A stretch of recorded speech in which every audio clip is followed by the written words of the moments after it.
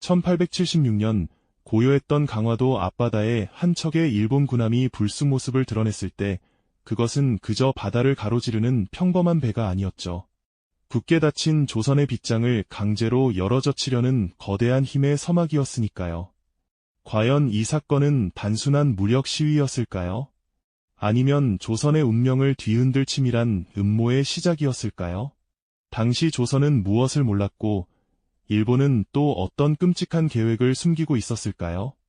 우리가 교과서에서 스치듯 보았던 강화도 조약, 과연 그저 몇 줄의 사실로만 설명될 수 있는 사건이었을까요? 아닙니다. 그 이면에는 마치 한 편의 치밀한 스릴러처럼 조선이 왜 속수무책으로 당할 수밖에 없었는지, 또 일본은 어떤 교활한 전략으로 이 모든 것을 설계했는지 숨겨진 이야기가 가득하죠.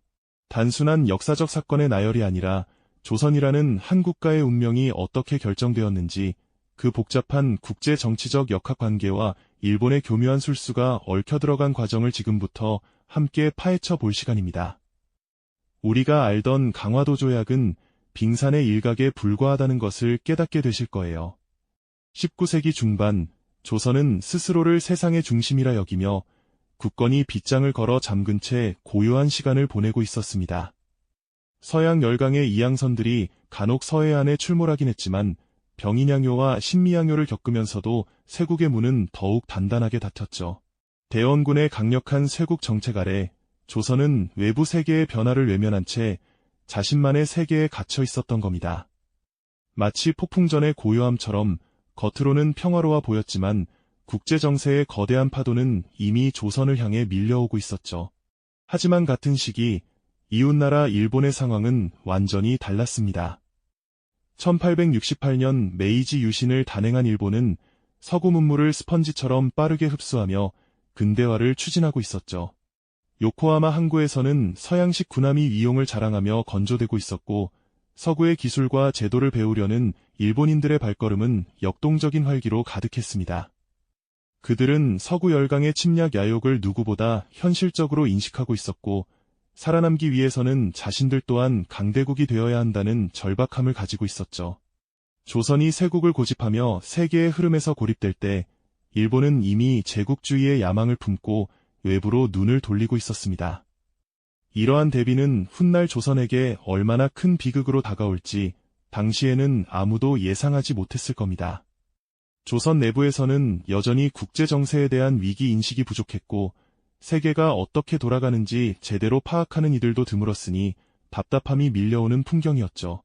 그리고 마침내 1875년 9월 그 불길한 예감이 현실이 되는 사건이 터지고 맙니다. 바로 운요호 사건이죠. 일본 군함 운요호가 강화도 해안에 접근하여 의도적으로 도발을 감행한 겁니다.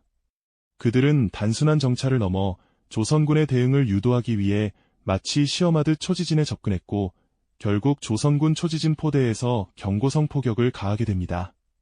하지만 이것은 일본이 바라던 시나리오의 시작일 뿐이었죠.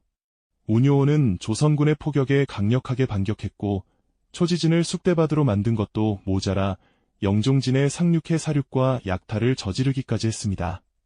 당황한 조선군 병사들이 우왕좌왕하며 포를 쏘는 모습은 마치 거대한 폭풍 앞에서 속수무책인 작은 배와 같았을 겁니다. 이 사건은 결코 우발적인 충돌이 아니었습니다. 일본은 이미 오래전부터 조선을 개항시키고 불평등 조약을 맺기 위한 치밀한 계획을 세워두고 있었죠. 운요호 사건은 그들의 외교적 압박 시나리오의 첫 단추였던 겁니다.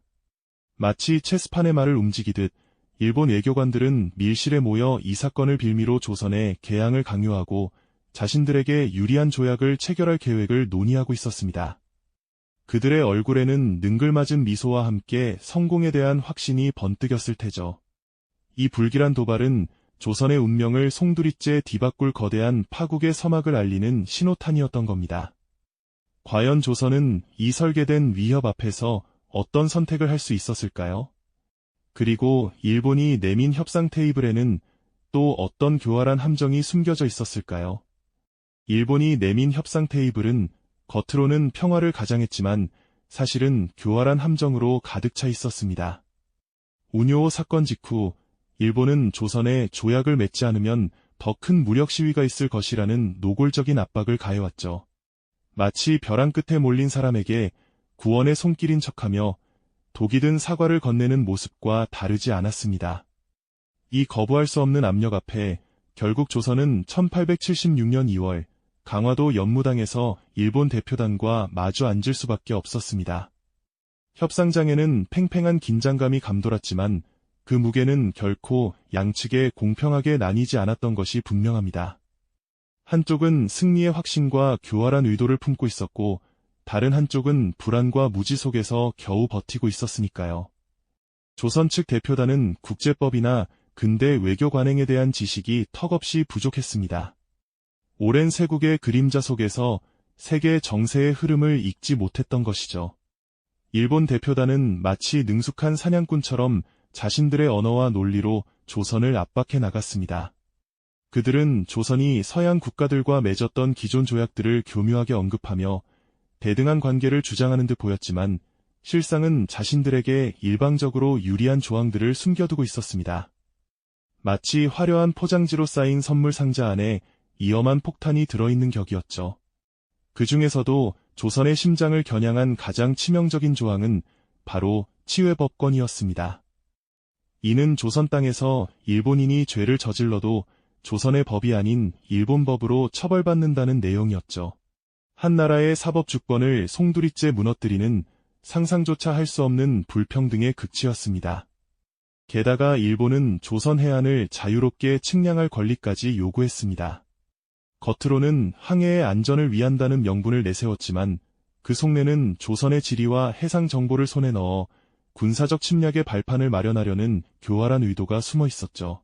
마치 집에 찾아온 손님이 집안 구석구석을 자기 마음대로 측량하고 다니는 것을 허락하는 것과 마찬가지로 국가의 안보를 스스로 무너뜨리는 행위나 다름없었습니다. 이외에도 조약에는 부산, 원산, 인천 등 3개의 항구를 개항하고 일본 화폐의 유통을 허용하는 등 조선의 경제 주권을 침해하는 조항들이 곳곳에 은밀하게 숨어 있었습니다. 조선의 대표단은 이 조항들이 불러올 미래의 파국을 정확히 예측하지 못했습니다. 그저 당장의 무력 시위라는 위협을 모면하기 위해 혹은 국제 정세에 대한 무지 속에서 일본이 내미는 조약문에 서명할 수밖에 없었던 것이죠. 그들의 고뇌와 무력감이 협상장을 가득 채우며 비극의 서막을 알렸을 겁니다. 1876년 2월 26일 조선과 일본은 마침내 조일수 호조규, 즉 강화도 조약에 서명했습니다. 이 조약은 단순한 개항 이상의 의미를 가졌습니다. 그것은 조선이 자주권을 상실하는 비극적 전환점이자 거대한 파국의 서막을 알리는 불길한 신호탄이었죠.